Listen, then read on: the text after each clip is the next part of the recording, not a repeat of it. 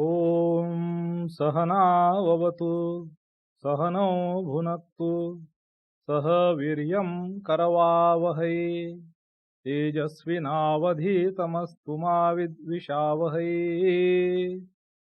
ॐ शान्ति शान्ति शान्तिः। हरिः ॐ। पार्थाय प्रतिबोधिताम् भगवता नारायणेन स्वयं व्यासेन ग्रथितां पुराणमुनिना मध्ये महाभारतम् अद्वैतामृतवर्षिणीं भगवतीम् अष्टादशाध्यायिनीम् अम्ब त्वाम् अनुसन्दधामि। भगवद्गीते भवद्वेषिणीम् वसुदेवसुतं देवं कंसचाणूरमर्दनम् देवकी परमानन्दं कृष्णं वन्दे जगद्गुरुम्। मूकं करोति वाचालं पङ्गुं लङ्घयते गिरिं यत्कृपातमहं वन्दे परमानन्दमाधवम्।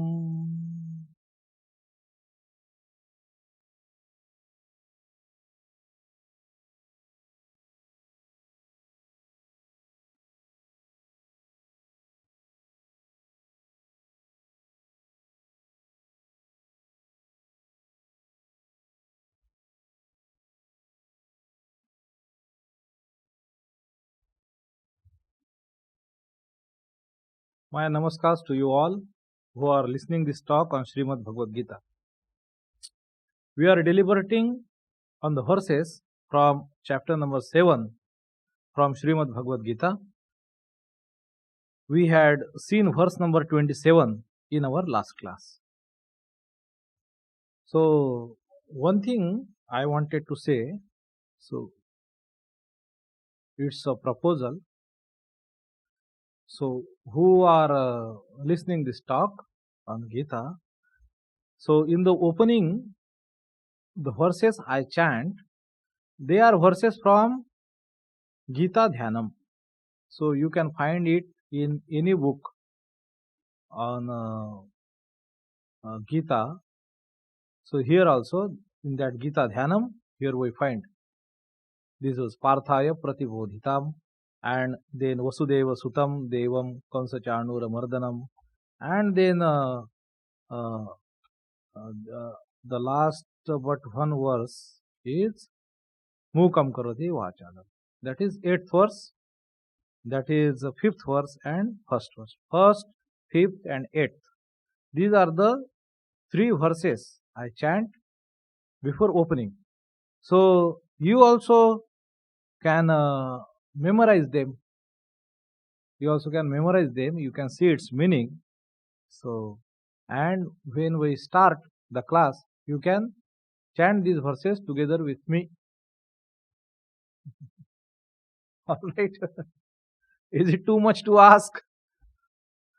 Alright. So, in the last verse, that is the 27th verse. So, here Bhagwan is discussing again that that idea is referred here. In 25th verse, he is saying, Na aham prakashah sarvasya yogamaya samavritah.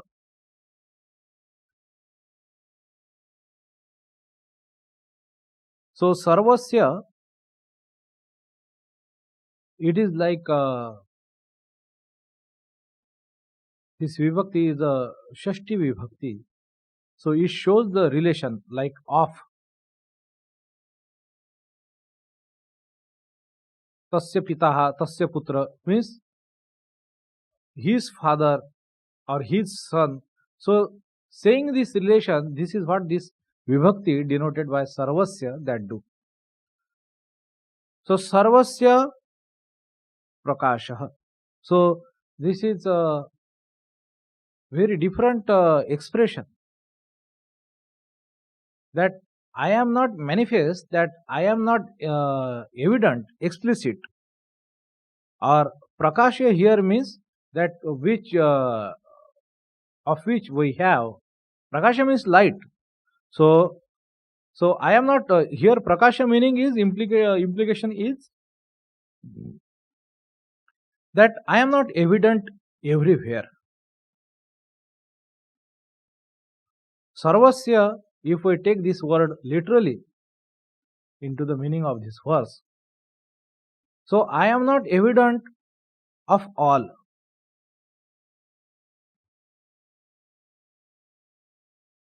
So God is present everywhere, that is one thing. He is present everywhere, but of all the things of the world, He is not manifest. He is not evident. He is not explicit to the very primary knowledge for all. Not everyone sees that. So that is what he says, and why that happens? He says, Yoga Maya Samavruta. So it is Avruta means it is covered. Samavruta, very well covered. And very well covered by what? This is what he says, Yoga Maya. This is divine Maya. There is some special power of God. And due to this Maya, of all elements, that he is not Prakasha, that is manifest. So, see, in this context, I remember Swami Devakantayanandaji. Okay. So he says that it is not the difference of the kind, but of the degree. Now this sentence, it is difficult, like so to say. Now to give you the suppose example in his very own way, there is a difference between sinner and saint is not of the kind, It is just of the degree, that the same divinity is manifested as sinner and the saint. It is the same thing which is appearing diametrically opposite, just due to the degree of manifestation. How difficult. It is the same God, it is the same divine, manifesting itself as a sinner as well as saint. There is no difference between the material, there is no difference of the kind. They are they belong to the same kind. It is the same divine.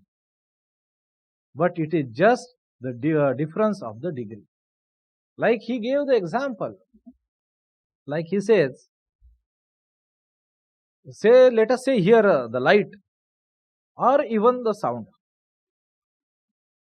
What is audible or what is visible to our eyes or audible to our ears, that is a very limited range, isn't it? Below that range, that sound you cannot hear, but other animals can hear that. Above that hertz, so probably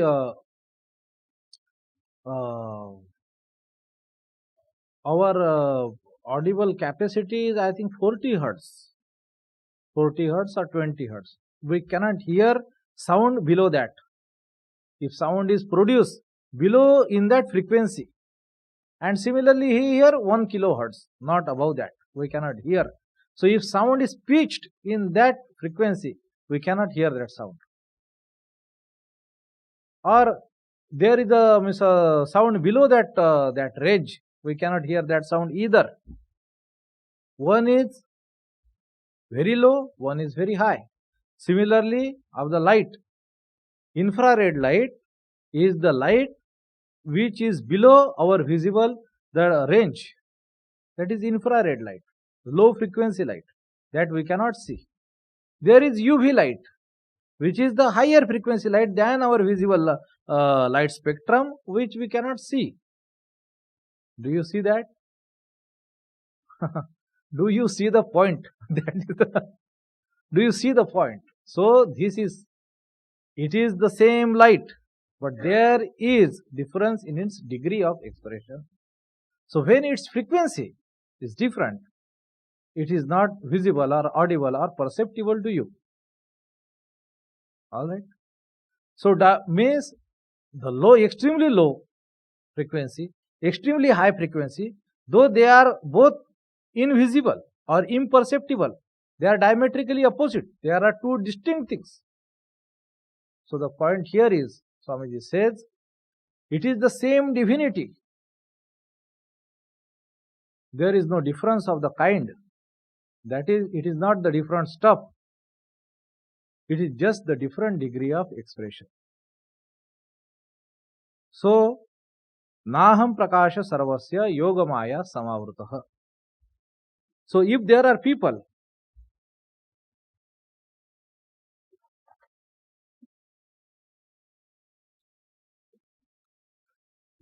like the people of if we read the life of Sri Ramakrishna, and there are many such instances in the life of Swami Brahmananda Maharaj. Swami Brahmananda was his direct disciple, and more than it, he was considered among the very few who were of the very high rank of the individuals who came to him. To that class he called Ishvara Koti. So there were five such, or five, or say rather six, but among his monastic disciples there were five, including Swami Vivekananda. So they were Ishwar Kotis, meaning that they belong to the order of Ishvara himself. So when Ishvara descends on this earth as an avatar, so they are his companions, they are his playmates, they always come down with him.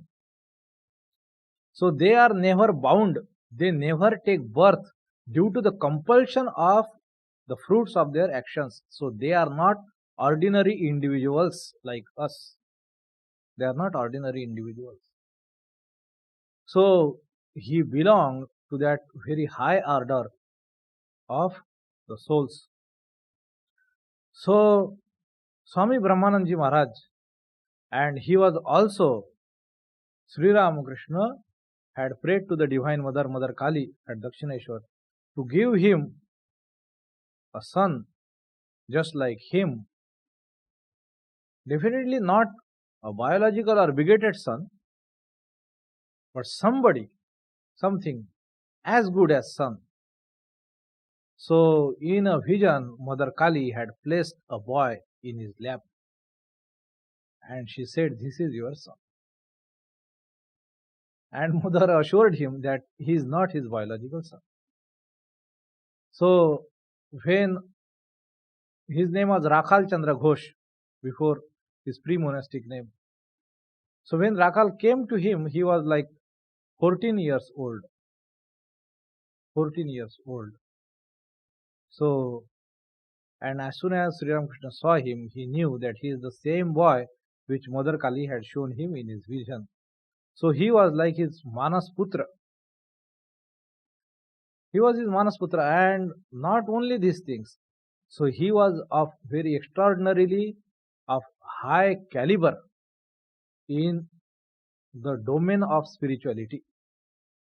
To Swami Vivekananda, Sri Ramakrishna made the leader of the group, but pointing towards Rakhal Maharaj, Brahmanandaji, he said, "He is the king." So remembering the words of his master Swami Vivekananda, when he founded Ramakrishna Mission, Swami Brahmanandaji was made the first president. And how a mystic life of these great souls, there are couple of books on his life, very recently published. One book is Swami Brahmananda as we saw him. So that book is there. You can read that book. And it is so enthralling. His life, his precepts, and their teachings, and different experiences. Everything we get to see there. And he was a very fun-loving person. So, and Sri Ramakrishna had seen him in the vision that he was playmate of Sri Krishna. That's why his name Rakhal. When as soon as he heard his name Rakhal, Sri Ramakrishna went into simple samadhi, into trance. He could not hold back himself. And yes, he said Rakhal. Why not? So Rakhal means the cowherd boys. They are called as, that is the meaning of the word Rakhal. So when he said this, his name, that his name is Rakhal, so Sri Ramakrishna went into samadhi. So because he remembered that vision, he had seen this Rakhal boy holding the hand of Krishna, playing on the lotuses flowing in the Yamuna river. So like that vision Sri Ramakrishna had seen about Rakhal. So anyhow, so now Rakhal Maharaj's life, we see there are various instances. Like there are instances when he go to different temple. Like one example I tell you. So he went to the temple of Balaji. Okay.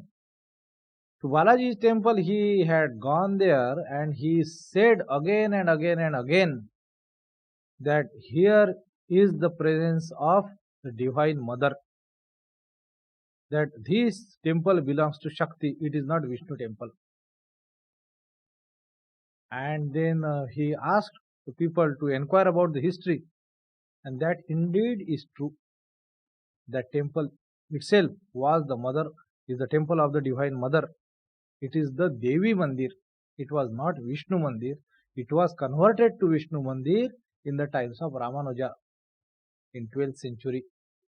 It happened in 12th century. But Raja Maharaj, when he is Rakhal Maharaj, Swami Brahmananda Maharaj, when he went there, immediately he sensed that this is not Vishnu Mandir. This is Devi Mandir. So there is historical evidence of that it is Devi Mandir, it is not Vishnu Mandir. And even today that Murti is of the Devi, is not of the Vishnu Balaji. They cover it. There in Vishnu Pratima, there is no third eye.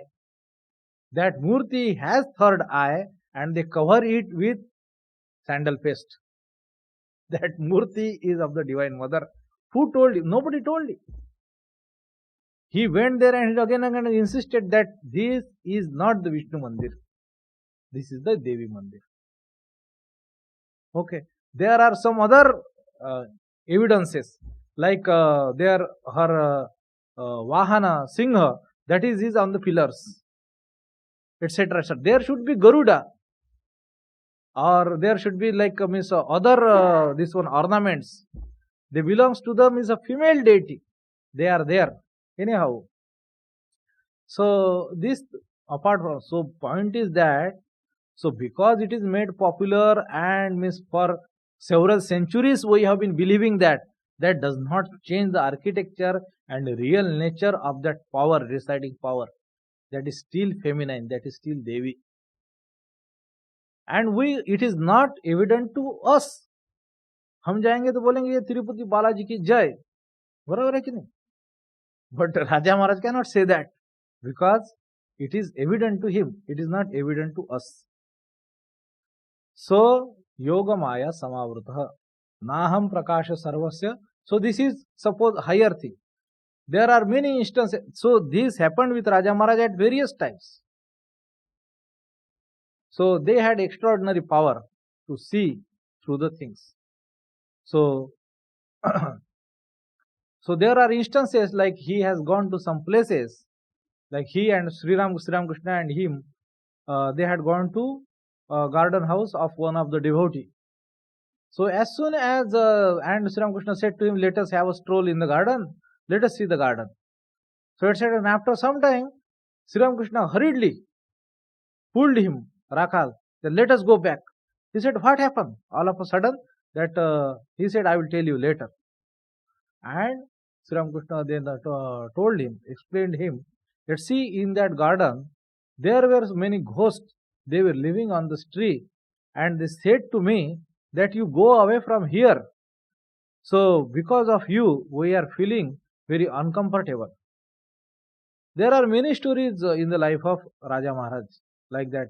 So where he had seen. Now these kinds of things of lower degree of existence or higher degree of existence, or of in general thing where we are supposed to see divinity, that is not evident for us, though already it is there. Naham prakasha sarvasya yogamaya samavritah. So it can be said or interpreted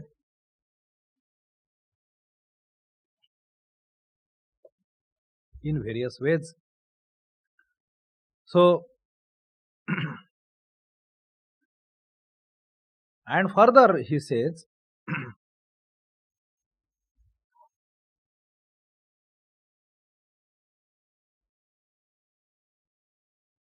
Bhagavan says that mudhoyam nabhi janati loko mam ajam avyayam mama jama avyayam.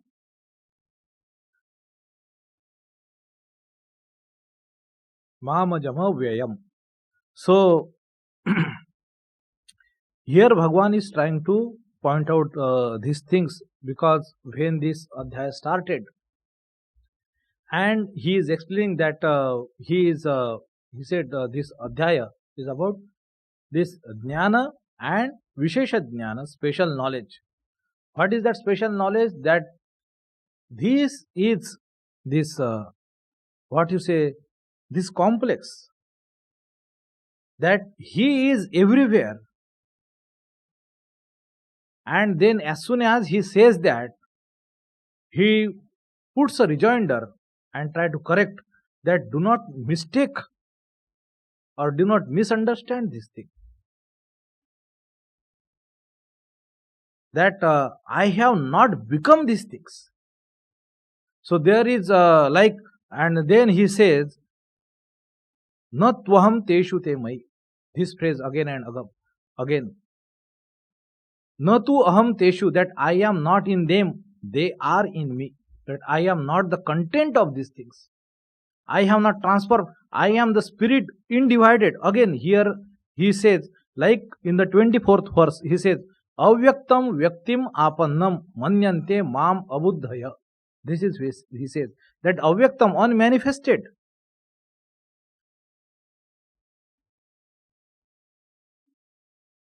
Vyaktim apannam, to which the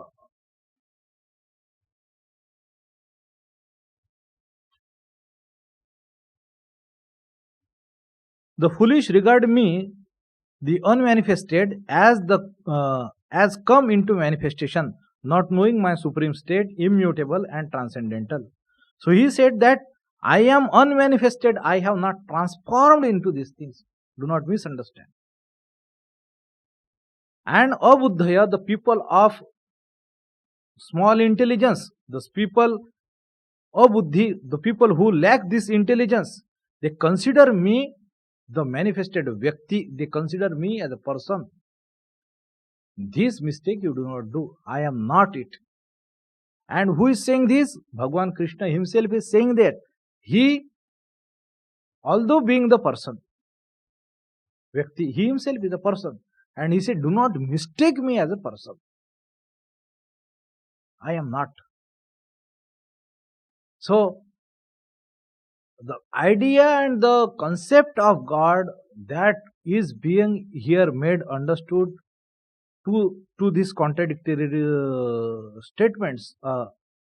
So here he says, Param bhavam ajananto mama avyayam anuttamam, that I am always undivided, unparalleled, anuttamam. I am that principle, I am that consciousness. So here he was saying, so this is his nature, that he is not evident everywhere because he is covered by this yoga maya.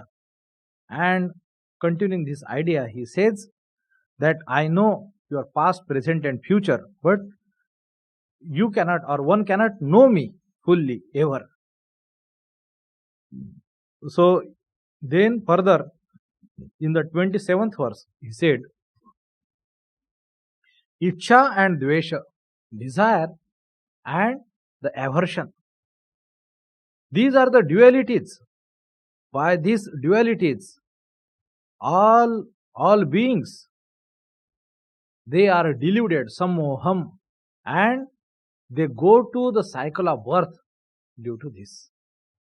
By the delusion of the pairs of the opposites arising from desire and aversion, O descendant of Bharata, all beings fall into delusion at birth. All beings fall into delusion at birth. So scorcher of foes means Parantapa. So one of the adjectives used for the Arjuna. There is one note here. So, to one whose mind is subject to the dualistic delusion caused by the passions of desire and aversion, there cannot indeed arise a knowledge of things as they are, even of the external world. Far less can such an intellect grasp the transcendental knowledge of the innermost self.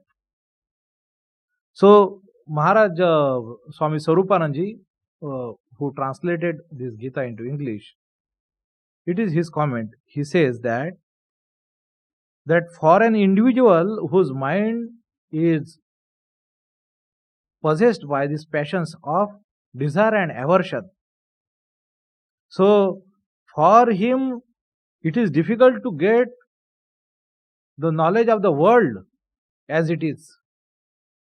So transcendental knowledge of this transcendental self is a far-fetched cry. So pointing that or implicating that how these things contaminate your faculties and they become hindrance and impediments of having the knowledge of the stuff, of the things as it is. Our knowledge is always influenced by these our desires and aversion, colored by it, distorted by it, disfigured by it, and meaning that to have the knowledge of this pure self, which is free of all such attributes, of any such qualities. So your mind must be free of all such whatsoever desires or aversions, meaning that your mind should be free of this self-conscious individuality, that is ajnana. So once this is gone, then the knowledge of the self would be evident, prakasha. It will become prakashaman. And then only you would be able to pass through this avarana, this cover of the maya, yoga maya. So this is what said that God is not manifest everywhere. It is covered by yoga maya, samavrutah. It said. And then what is the reason that this yoga maya covers you? This is ichcha and dvesha. Ichcha, dvesha, samuthena. This put together, the dualities coming out of this dvandva mohena, these dualities are of the nature of moha. And moha in Sanskrit or Vedanta, it means the wrong knowledge. Moha means generally, we in colloquial language we try to understand it, moha as something infatuation or inordinate affection or longing or desire of something. But moha, very basically, very fundamentally, it means the opposite or wrong knowledge. So to white I consider black, that is the very wrong knowledge. Okay. To day I consider night, it is a very wrong knowledge. So I totally mistake it for very opposite thing. So that is the nature of moha. It arises out of this tamasa.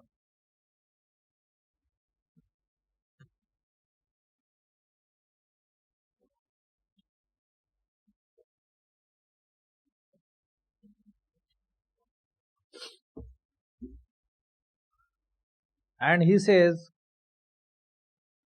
of this delusion, of this duality, that this is delusion of this moha, or of the nature of this duality. So what is not delusion, what is truth? Non-duality is the truth. Upon this non-dual truth, this duality, this delusion of duality is imposed, is erected, or it is manifest over there. And it arises out of Ichcha and Dvesha. So Ichcha and Dvesha arise out of this ignorance of the self.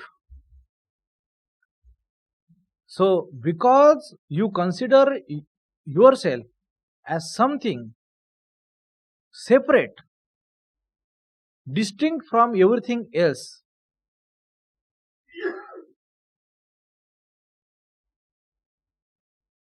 that's why there comes forth this different desires. So primarily of the self-preservation, self-protection, self-propagation.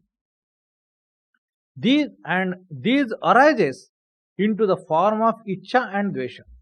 So Ichcha, there would be Ichcha to protect, to have food for yourself. And in the instinct of the self-preservation, you will be averse to something, that you should not go near fire, or you should not go near deep valley, etc., etc., or you should not go near the turbulent water. So you will be averse to that. So immediately, as soon as you consider yourself a distinct, separated, isolated individual from others, which is not the truth, as Vedanta says, there are not different fragmented individuality. There is only one consciousness, one infinite indivisible. That is the ultimate. On that undivided reality, undivided infinite reality, we assume this separate individuality of ours. Our assumptions of this separate sense of individuality is the illusion, is the delusion. This is called the duality. Dual. What are the two? Me and you. Me and the rest. That is the duality. This is the delusion. And as soon as it comes in, this is called the primary ignorance. Due to this primary ignorance, as soon as, and upon which whole sansar is built, whole creation is going on, that of this delusion that I exist. Do you see? It requires a great courage even to intellectually understand Vedanta. It wants to defy your very existence.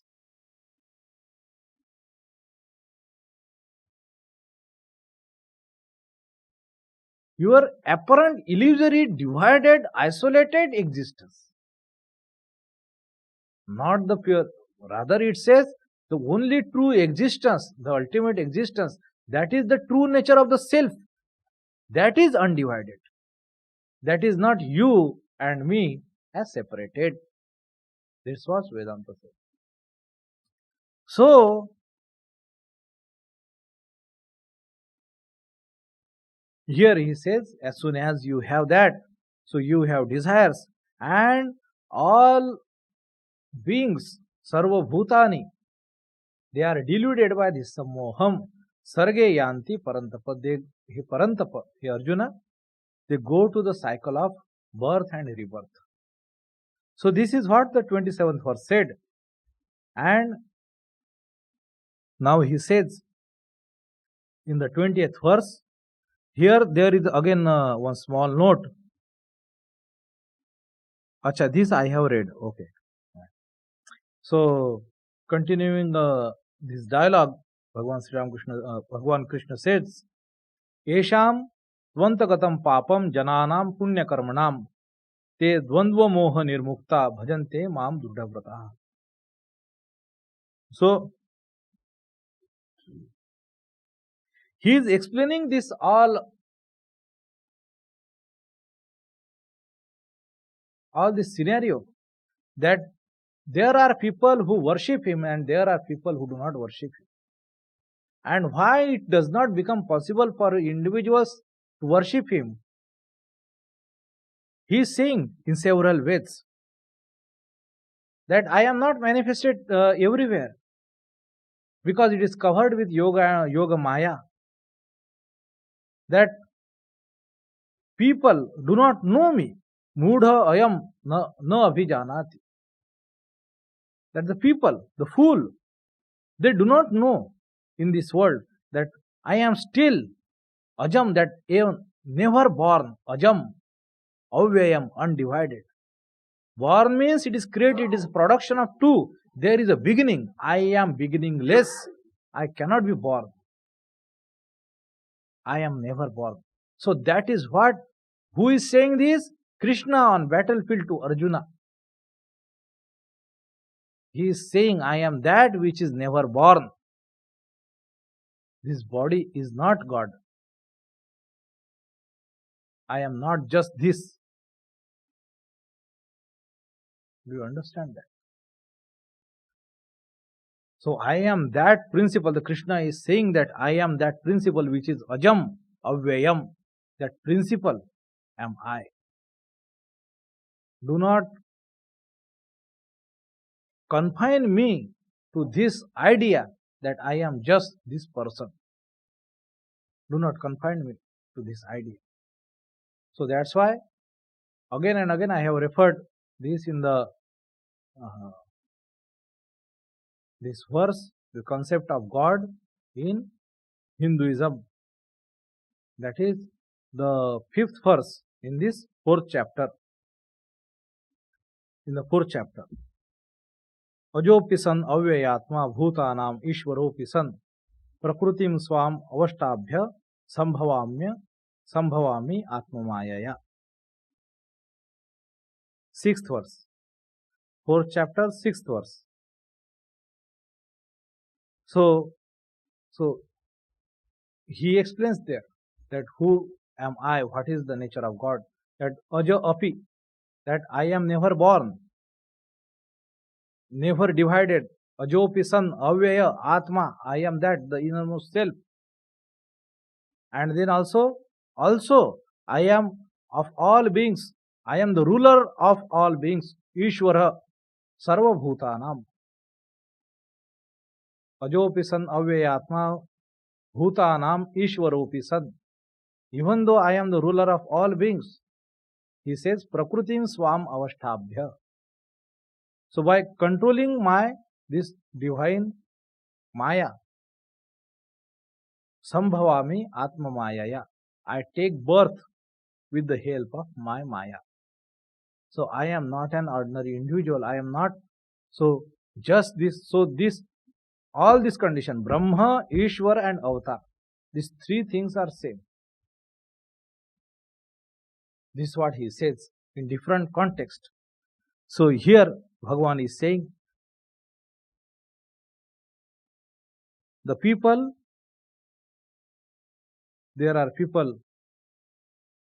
Now this is the situation of the world. And here he says, tu means but, yesham, of those people, all papam. Papam means all his karmas which were binding, which were obstructing the realization of the self. They are all papam. So pap and punya is what? Pap is that karma, or rather the result of it, which obstructs your vision of the reality. How wonderful. And punya is that which clarifies, which furthers, or which makes your this vision of this truth clearer. That is punya. Which makes you see the truth clearly. That is punya. Which obstructs that vision. That is pap. So all such people, Yesham Jananam, all Jananam, Janam is people, of all such people who are Punya Karmanam, who are by the virtue of their good deeds, all their papas, all their evil deeds are going to end, Antagatam.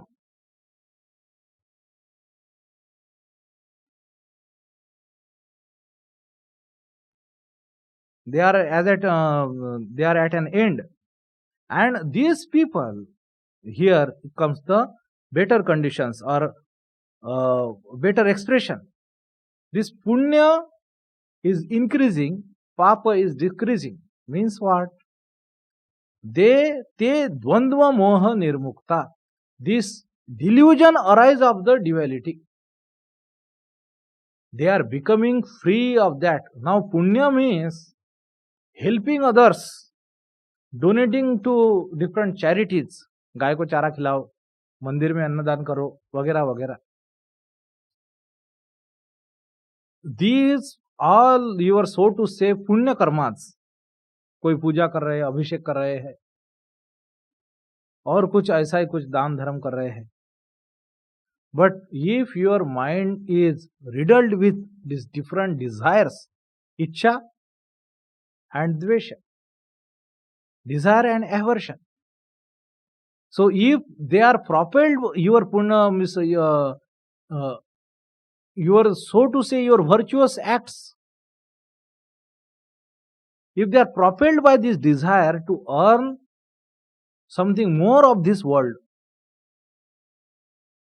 कि business में और business और बड़ा हो, है ना, एक घर के 4 घर हो, एक गाड़ी की 4 गाड़ियां हो, और भी मतलब इतना बैंक बैलेंस है उससे 4 गुना हो जाए वगैरह. So many other things might be, what ever way, some way more or less of this format. When people are desiring so many things are of this world, so it's desiring upon desiring. So his punya is no punya, because punya must clarify his vision, and when his vision is getting clarified, if truth is being revealed, then delusion will disappear, because delusion is exactly opposite knowledge. This person is getting again mired into the deeper delusion, deeper moha of this world. Bhagavan clearly says here, to such yesham jananam punya karmanam tu antagatam papam, who are doing virtuous deeds, punya karma, and whose papa are antagatam, they are towards the end. To such people, te dvandva moha nirmukta. Of this dvandva moha is dvandva refers to this world, because this world is made up of dualities, good and bad, ugly and beautiful, attractive and repulsive, cold and hot, etc., etc. Convenient and inconvenient, comfortable or uncomfortable, easy or hard, etc., etc. So dvandva, this word refers to this world, and dvandva moha, your longing to this world of this apparent creation, this wrong delusion of it, so much you are cherishing and running after it. This moha will be nirmukta, means it absolutely he gets free. Let us say at least he becomes that individual better and better and better. This delusion disappears. And what will happen if delusion disappears? Truth will be glaring in its full potential as it is. That will happen. Te dvandva moha nirmukta. The people who are free of such delusion, who does not have now delusion of this world, of this apparent reality, of this duality, and such people come and worship me. That's what Bhagavan says. Those people worship. Te dvandva moha nirmukta bhajante mam drudha vrataha. So these people can do my worship, or they can worship me with firm resolution. Drudha vrataha. Drudha, firm, unwavering. Vrataha, like with a avowed way. In a resolute manner. In a committed way. These people. Otherwise, that's why we cannot progress spiritual life and we cannot commit and cannot go further, because our delusion is still hovering heavy upon us. It has to disperse. It has to disperse. And then only I see the truth, and then only I steadfastly I can commit to it. That is the idea.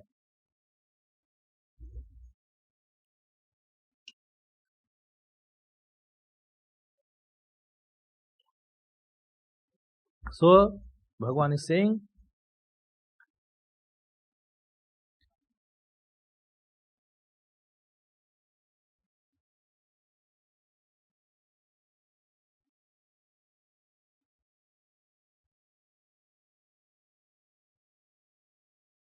here in this same chapter, if you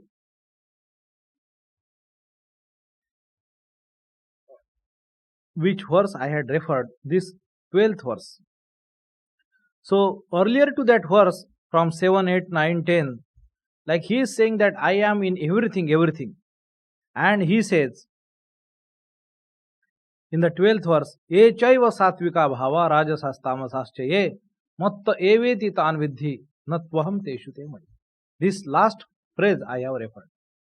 So he says not only everything, he says all these bhavas, all these modifications on the different frequencies, low, normal or higher, or say sattvic, rajasic, tamasic, all they come forth from me.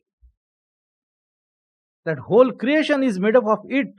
But remember, but mind it, do not be mistaken. Na tvaham teshu te mai. Na tu aham teshu. That I am not in them, they are in me. And he says of this, all these three gunas and of these different modifications thereof, whole this world is made up of. Whole this world is deluded by this. And mohitam nabhi janati. They do not know me. The world which is deluded by these modifications of all three gunas, they do not know me. That I am Param, I am the Supreme, and I am the undivisible. I am the infinite. I am the one without second. And he says why this happens? This is my Maya, Daivi Hesha Gunamai, Mama Maya Duratyaya. So this Maya is very difficult to cross over.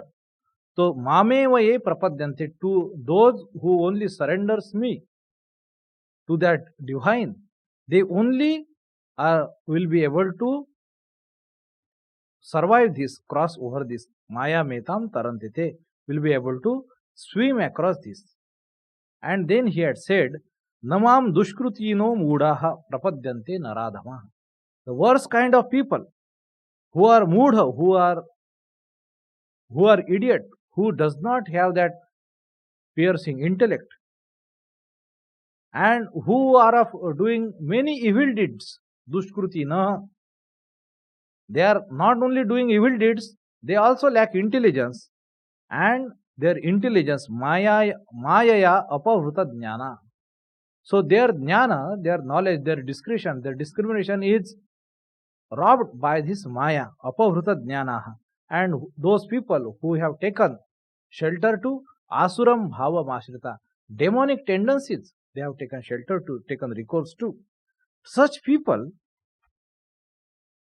they do not worship me. They do not namam prapadyante. Such people cannot worship me. So many conditions he has put, that they are doing evil deeds. They are also, they lack the intelligence. At least I had said, If you are doing evil deeds, you are worst kind of person. But if you have the intelligence, probably you will still be have chance to worship God, to recognize the divinity, to go to that path if you have intelligence. If you are intelligent, you are worst kind of person. You are still, but you are not doing evil deeds. So still you may have chance to open up this path of spirituality before you. But if you lack both, you are worst kind of fellow. You are engaged in all kinds of worst kind of acts, evil deeds, and you lack intelligence also. Your discretion, your discrimination is totally robbed, and taken tendencies to demonic, take on recourse to demonic tendencies. It is very, very indeed difficult to have any chance open up for you to recognize this higher dimension of human life, higher aspiration, higher ambitions of human life. So this is very difficult. This is what he had said, and then now he is here.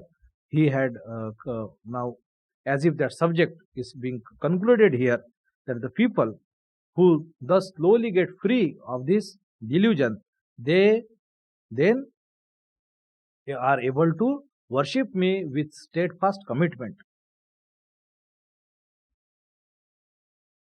So, jara marana mokshaya mamashritya yatantiye te brahma tadvidu krusnam adhyatmam karma chakhilam. So, this verse and the next verse. So, he says, jara in a vridha avastha, in marana, in a mrityu, and for the moksha, mukti, those who seek shelter in me, mama shritya yatanti, so who are trying to seek shelter in me, te brahma tad vidhu krusnam, so they come to know, realize krusnam completely. Krusnam means Krishna. This shabda is different from Krishna. Krishna and Krishna. These are two different words. So, Krishna, like it is Ka, Rishab, Rukar, Kru, Ardhata, then Sa, Ardhasa, and then Na. This is Krishna. This Krishna means whole, and Krishna means Krishna. So, they know this Brahma fully. So, this is what he says, that those people who take recourse in me, who are trying to seek shelter in me, in their old age, in their death, and for the moksha. So, they understand, they know, they realize this Brahman. And not only that, but Adhyatmam, Karma, and Adhyatmam and Karma also, everything they realize in this Cha Akhilam. Akhilam means again full, means all, everything of it. So they get everything. This is what he said. So there is another verse left. So this and the opening verse of the next chapter we will take in the next class. Those who strive for freedom from old age and death take refuge in me.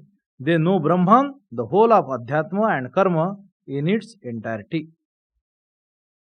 So this is the meaning of the last but one verse, 29th verse of this 7th chapter, because there are some concepts introduced here in these last two verses.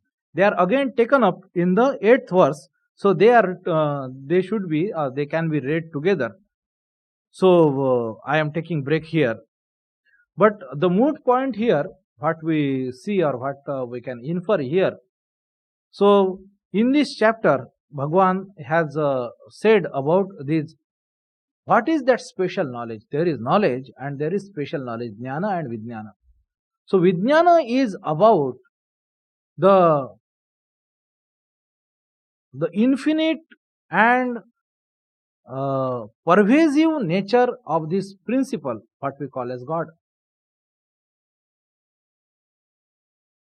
and its transcendental nature, that it is present in everything, everywhere, but still it is not material, it is not matter, it is not content. So it is undivided, that principle. Which kind of people comes to God who worship Him? The four kinds of devotees, and among whom the Jnani, he is the best, he is the most beloved of the Lord. Which kind of people does not worship Him?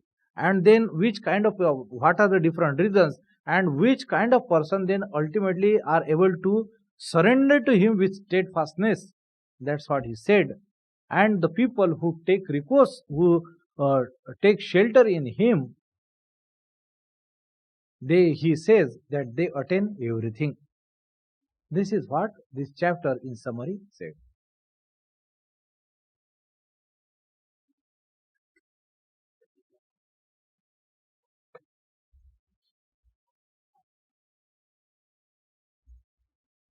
Om Shanti Shanti Shanti Hari Om Tat Sat Shri Ramakrishna Arpanamastu.